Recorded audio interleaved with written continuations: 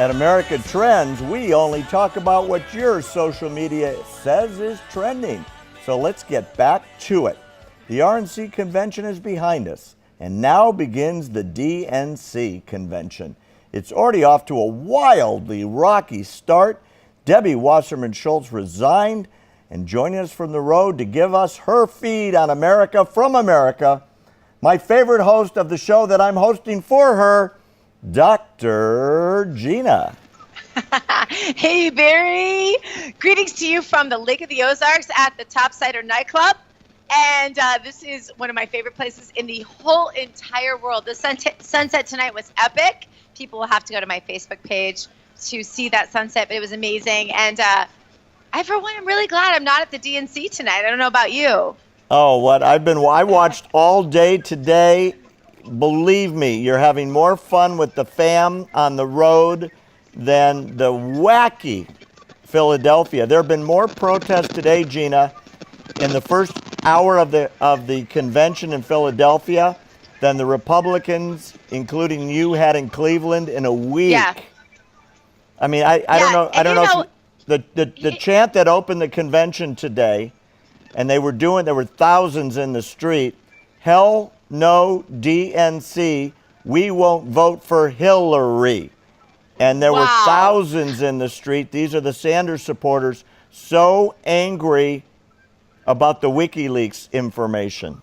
That's so amazing. So here's the story that I have. This is a backstory that I want listeners and viewers to know. So this is so cool. So we were leaving, and as we would stop at truck stops on the way out, because of course you have to stop at truck stops because you're getting, your gas and whatever. And so we're stopping, and I'm standing in the subway line to get a salad, and I look behind me and I can tell, not judging, but I can tell that everyone behind me is a Democrat. So I say, how many of you are on your way to the DNC? I can just tell.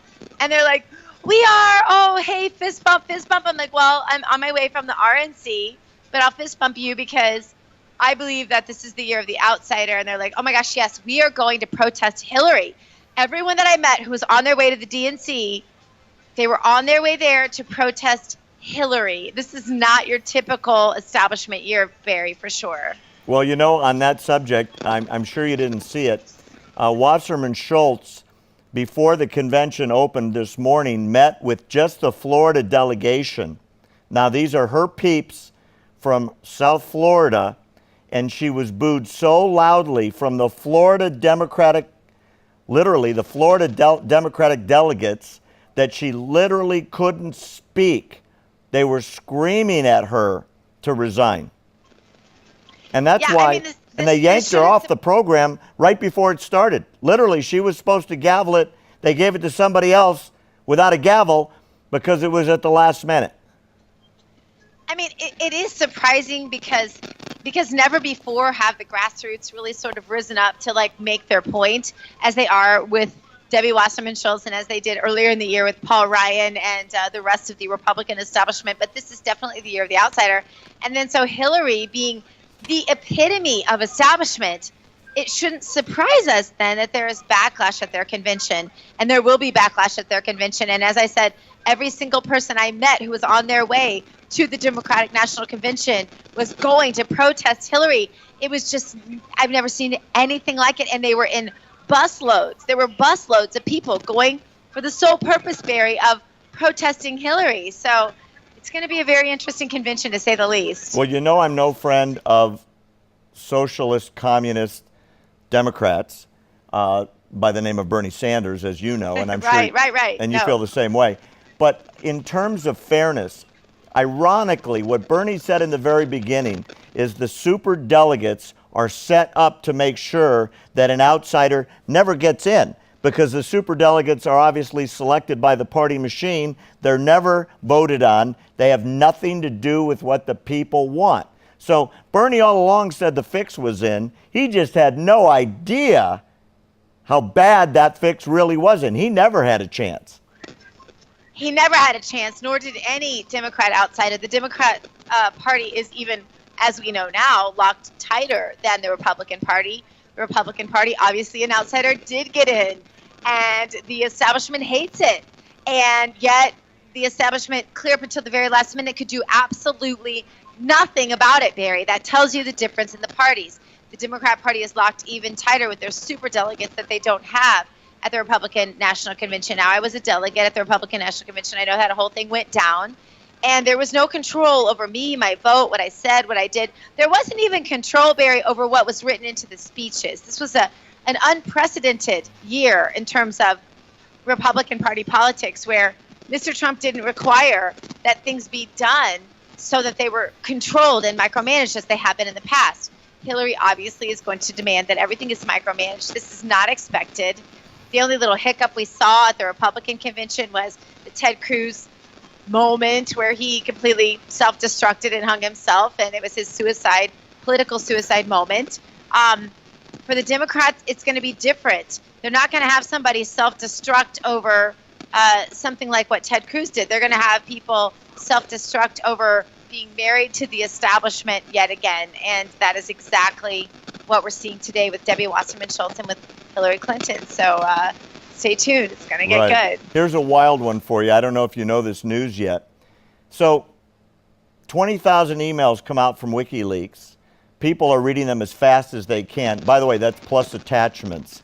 So they're unbelievably detailed in the conversations about the fix going in for Hillary.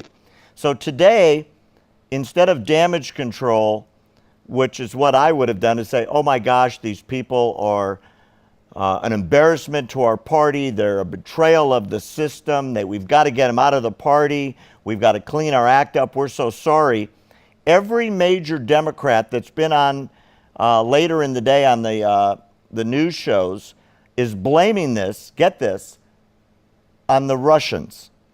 And now the story is that Putin and his people hacked the DNC computers for the purpose of causing, get this, Donald Trump to be elected because Putin doesn't want Hillary Clinton to be president. What do you make of that? And the boogeyman is coming. I don't know. It's so funny how they always want to talk about the Republicans and our little tinfoil hats with our conspiracy theories. I'm thinking maybe we need to make the Democrats some tinfoil hats and pass them out because I think they need them. Because I'm pretty sure Russia has their own issues and they're not that concerned with what's really happening in our politics. Not that they don't care, but I'm saying that most governments across the world are going to want Hillary because they're used to working with Hillary and the establishment. It's a known quantity. Even if it's not a liked quantity, it's a known quantity. They don't want to work with the outsider. We've already seen this. We've already seen them bad-mouthing Donald Trump. So it doesn't even really make sense. It's kind of pathetic that they're having to resort to that, honestly, Barry. But I can't say it really surprises me because, they've got their own share of tinfoil hats. It's just that the media will never call them out for that. Well, it's going to be a wild week. I can't wait to have you back. It's great to be sitting here for you. Drive safe. Tell John to keep it slow. And Jason, don't let him drive. Okay? Yeah, no, absolutely not. No. More American Trends coming up in a minute. Please stay tuned. Would you go to the poll and vote, please? Thanks so much, America. See you soon.